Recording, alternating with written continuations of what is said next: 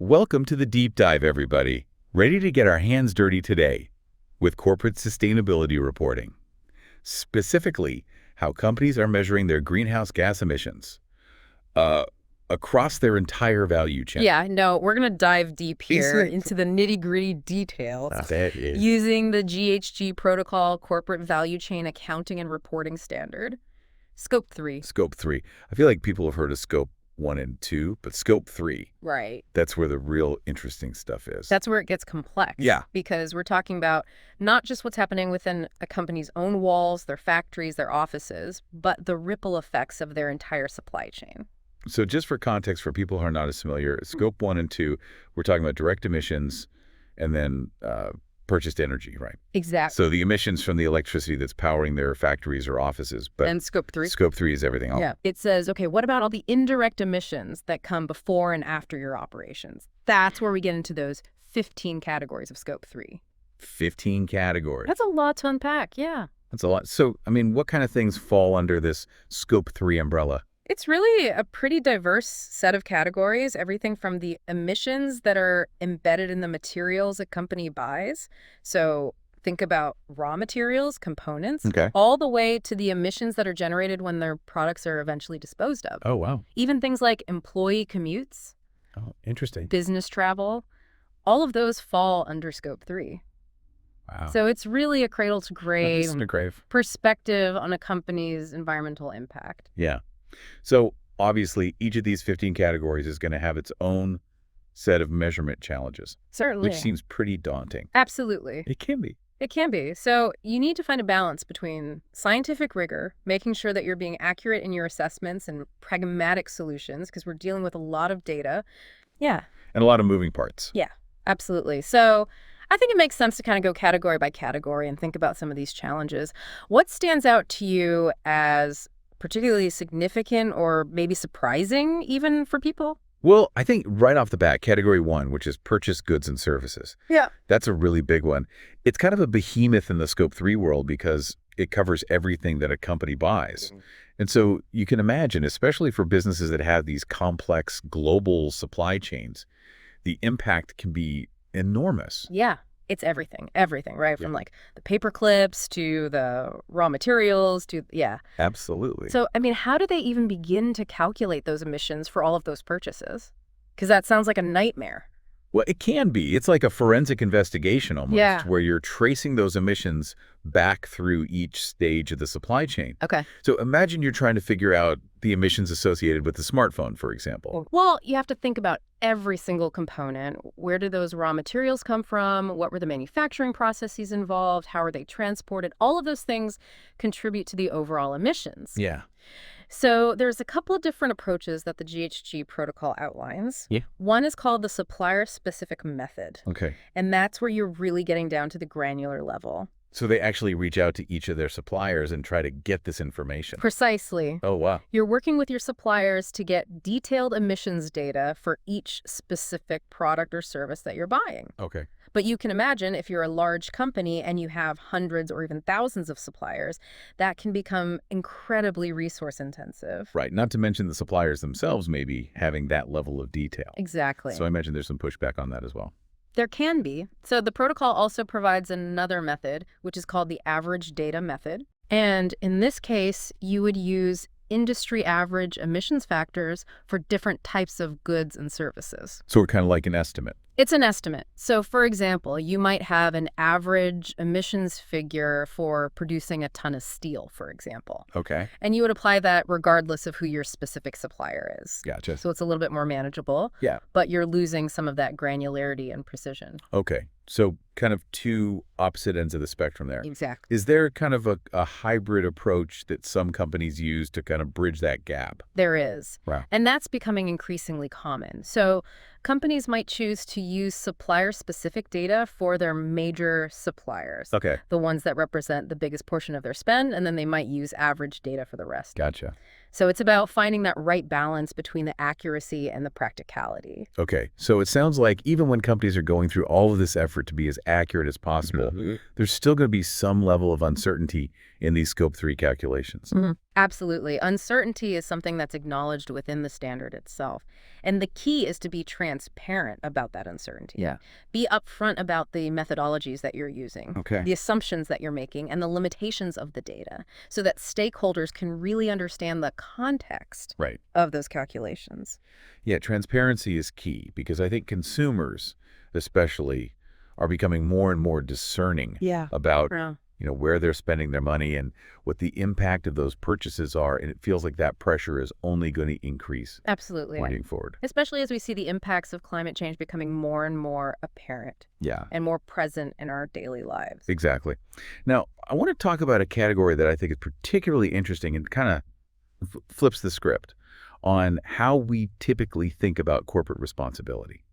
And that's category 11, use of sold products. Right. So this isn't just about how the product is manufactured, but what happens to it after it leaves the factory. That's precisely it. So we're recognizing that a company's impact continues beyond the point of sale, Okay. and they need to account for the emissions that are generated when their products are actually being used. Okay, so every mile driven in a car, every hour of electricity used to power a computer, Exactly. every washing machine cycle, That's right. it's all adding up It's all part of that product's life to cycle. their scope 3. Emissions, precisely. Wow.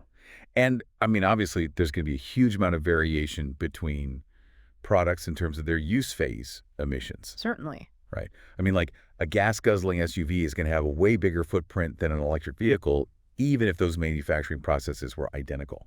Precisely. So it seems like now there's this added emphasis on not just how things are made, but how they're used and ultimately how they're disposed of, too. Absolutely. And it's really highlighting the importance of design, Okay. product design, innovation in terms of minimizing that environmental impact. So companies are challenged to think not only about those manufacturing processes, but how is this product going to be used? What's its lifespan? And how will it ultimately be disposed of? Wow. So they're being held accountable for all the things that happen after they've kind of washed their hands of it traditionally. And that accountability is only going to intensify as we start thinking more and more in terms of life cycle thinking. Okay. So, I mean, how do companies even begin to measure these use phase emissions when their products are out there in the world being used in all sorts of different ways? It doesn't seem like it's as simple as just measuring what's happening in their factory. It's not. It's definitely more complex. Yeah. It involves a combination of scientific modeling Okay. and real-world data. Okay. So companies might use things like data from industry reports, Sure. consumer surveys, government statistics, and even in some cases, sensor data from connected devices to start to build a picture of how are their products actually being used Oh, that's interesting. and what are the emissions associated with those usage patterns. That's fascinating. So it really is this multi-layered, multifaceted approach to even getting the data.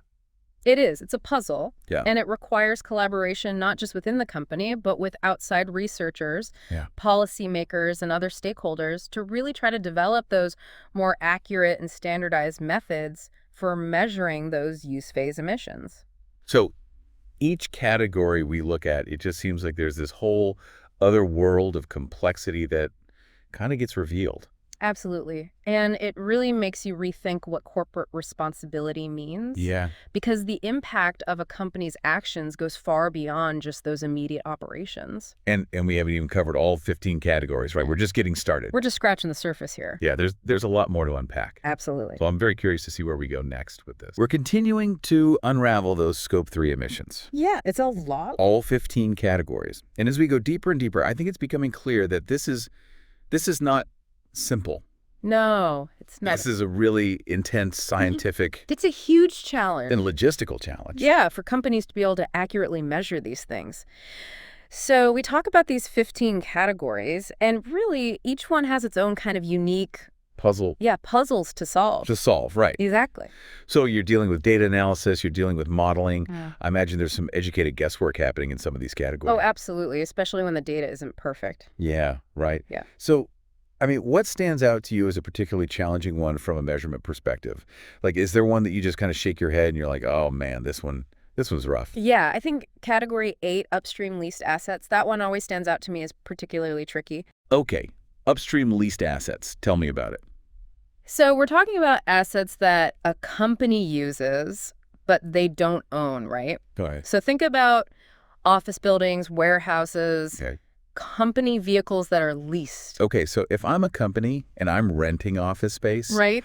I'm responsible for a portion of the emissions from that building, Hmm. even though I don't actually own it. That's the idea. Wow. Because the GHG protocol recognizes that those leased assets are still integral to your operations. Right. And those emissions should be included in your Scope 3 inventory. I mean, that makes sense when you think about it holistically, but it seems like that's a real... Logistical challenge. Yeah. So, like, how do you go about even measuring those emissions when you're not the one controlling the thermostat or deciding what kind of light bulbs are in there or any of that stuff? It takes collaboration. Yeah. Ideally, you would be working with the lessor, the owner of that building, to get detailed data on the building's energy consumption, the fuel that they're using, and any activities that are generating emissions on that property. Okay. And then you can use that along with some standard emission factors to calculate your share of the building's emissions. So they have to be willing to share that information with you. Ideally, yes. But in reality, that's not always the case. Data availability is a huge challenge with this category. I bet. Because sometimes the lessor might not track that information, Right. or they might be reluctant to share it for competitive reasons or, you know, various other factors. So there are alternative methods. You can use things like industry benchmarks, Okay. regional averages for, like, okay, what's the typical energy consumption per square foot of office space in this region? And you can use those as proxies Gotcha. if you don't have that specific data from the building owner. So it's about finding kind of that pragmatic solution when the perfect data isn't available. Exactly. You're trying to find the best possible data. Yeah. Given the circumstances. Okay. So it seems like the GHG protocol, it's encouraging this accuracy, but it's also recognizing that the real world is messy. It is. Yeah. Okay. Now, I want to talk about a category that we touched on a little bit earlier. I think it's kind of mind-blowing when you think about it, and that's category 15, investments. How can my investments be contributing to emissions? Right. It's not an intuitive connection. No, it's not at all. But it reflects a growing awareness Okay. that the finance world Yeah. is intricately linked with sustainability. Yeah. Okay. I'm ready for my mind to be blown. Break it down for me. So when you invest in a company, you're essentially saying, hey, I'm supporting what you're doing financially. Right. And that includes their emissions. Okay. So if you are, let's say, a company and you invest in a fossil fuel company, Right. well, those emissions from that fossil fuel company Yeah. are now indirectly linked to your financial activity. So it's not just about what I'm doing as a company, but it's also who I'm supporting. Yes. Exactly. Where you put your money matters because that's essentially condoning Yeah. those activities. Wow. So it's adding a whole new dimension to corporate responsibility. It is. Right. Because now I'm not just accountable for what's happening within my own company, Right. but I'm also accountable for what the companies I choose to support financially are doing. And investors are taking note of this too. Okay. Investors who are concerned about climate change are increasingly scrutinizing the portfolios of the companies that they're investing in. Okay. And they're using Scope 3 emissions data as a key metric. So there's pressure from both sides, Yeah. right? You have investors that are putting pressure on companies to Clean up their portfolio. clean up their portfolios, and then companies are now kind of having to face those consequences What are you feeling? The heat. of their investment decisions. And that creates a really interesting feedback loop. Yeah. Where both companies and investors are having to think long term about the environmental consequences Right. of where they're putting their money. We've done from leased office buildings to investments. It's quite a spectrum. It is. And I mean, it seems like Scope 3, at its core, it's forcing us to rethink what we even think about when we think about corporate responsibility. Absolutely. Yeah. It's pushing the boundaries of our understanding of what Yeah. it means to be a responsible company in today's world. And really complex. So, we've gone through all these categories, and obviously there are challenges to implementing this, right? For companies that are trying to actually follow this GHG protocol, what are some of the things that they run into? I think the biggest challenge, and we've touched on this a little bit, is data. Yeah. Data availability. Right. Because we're talking about things that are happening outside of the company's direct control. Yeah. So how do you get that information from your suppliers, from consumers, from other stakeholders? Yeah. How do you wrangle all that data together? Because it's not like you have direct access to all of it, right? Precisely. It's like trying to I don't know, conduct an orchestra where all the musicians are in different time zones Well, with different instruments and different sheet music and yeah, it's a lot to bring together. absolutely. And then even when you do get the data, it's like, okay, but is it accurate? Is it consistent? Right. Because different companies might be using different methodologies for calculating these emissions. Right. So it's like, are we comparing apples to oranges? Yeah, you need to have kind of a universal standard so that you can Yeah. actually compare across the board. That comparability is crucial. Yeah. So, I mean, it seems like it's not just about getting the data. It's about kind of building those relationships and that trust and that transparency Absolutely. throughout the value chain. The GHG protocol actually emphasizes that a lot. They talk about data quality. Okay. And they really encourage companies to collaborate with their value chain partners Okay. to figure out, okay, how can we as an industry get better at collecting this information? So it's not just a matter of ticking boxes and complying with regulations. Yeah. It's about actually using this data to drive change. That's the whole point. Right. I mean, That's- what's the point of having all this information if you're not going to actually do something with it? Right. And that's where Scope 3 gets really exciting, I think, because it's not just about measurement. It's about reducing your impact. Yeah. Identifying those hotspots, finding those opportunities Yeah. to make your business more sustainable. So what are some examples of things that companies can do to use this information to make those more sustainable choices? Well, they can start by looking at their suppliers and saying, hey, we see that you're a big contributor to our Scope 3 emissions. Okay. What can we do to help you reduce your impact? Okay. They can invest in more efficient transportation and logistics. Yep. Maybe they can start using electric vehicles for deliveries or look into rail transport instead of trucking. Right. And then they can even start thinking about product design. Can we design products that are more energy efficient, Okay. that use less materials, that have a longer lifespan? So it's really about kind of using that ripple effect of your business to influence positive change. It's really about using your power as a company Absolutely. to affect those changes because you have kind of that leverage over the whole system. It's a powerful lever. And it can even start to influence consumer behavior, too. Okay. If companies are demanding more sustainable products, that creates a market for those products, and consumers start to kind of get on board with it. So it's really exciting to see how this is all playing out. Yeah. So it's not just about, being altruistic. It's about the business case as well. Absolutely. And I think companies are recognizing that more and more. We're seeing this shift Okay. where sustainability is becoming Yeah. a key differentiator Okay. for businesses. Consumers want to buy from companies that they feel good about. Investors want to invest in companies that are managing their risk Right. and their environmental impact effectively. And companies that are proactive on this front are the ones that are going to be rewarded in the long run. It's kind of a win-win for everyone. Right. Can be. Yeah. So we started this journey looking at how to measure these kind of hidden emissions. Right. And now we're talking about kind of the ripple effects and the transformative potential of this information. It's a journey. Yeah. And it's not always easy. It takes dedication. It takes transparency. But I think the rewards, Yeah. businesses, for the planet, for all of us, are well worth the effort. Well, I think this has been incredibly insightful. It's been my pleasure. I really appreciate you taking the time to break all this down because it is complex. Yeah. And I think hopefully for our listeners, they have a better understanding now of kind of what goes into this and why it matters and what the potential is for the future. Yeah, it's a dynamic field. Yeah. It's constantly evolving. So it's important to stay informed, Yeah. to ask those critical questions, Yeah. and to hold ourselves and the companies that we support accountable for creating that more sustainable future. That's a great note to end on. This has been The Deep Dive. Thank you all for listening, and we'll catch you next time.